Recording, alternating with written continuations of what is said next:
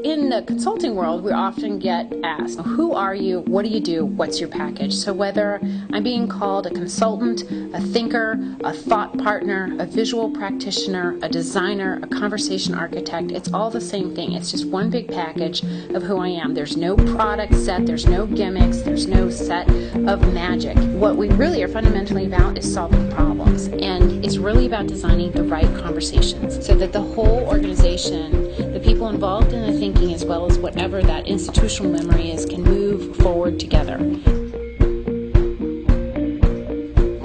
Technology has given us a ton of access to information, and information stimulates thought, which is incredible because we're really able to think about and conceive a whole lot more than we ever have until this time. But the byproduct of that is that we really aren't able to put sustained attention on anything long enough to truly understand it or expand it.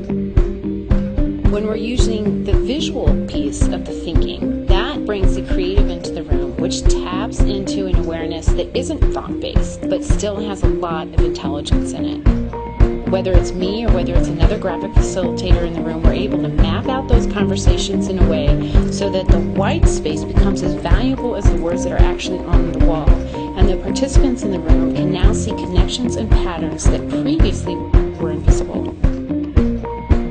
A graphic facilitator's role is to do what we call visual triage, which is to go right for the wheat and cut out the chaff so that people can be talking for a long time, but what we're writing down is really the core of what's important and how it may be connected to something we heard earlier in the conversation.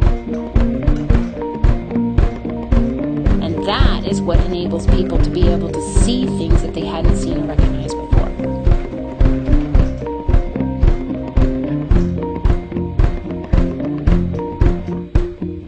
The most powerful leaders I know are powerful because of their way of being in the world. Your way of being is directly connected to your level of self-awareness.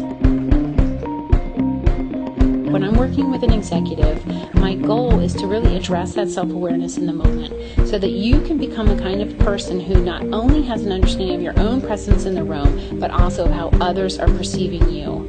And that you can begin not just to copy the latest book that's on the shelf, not just to model your last mentor, but actually to be those values and principles that you believe so that other people have the faith to follow you.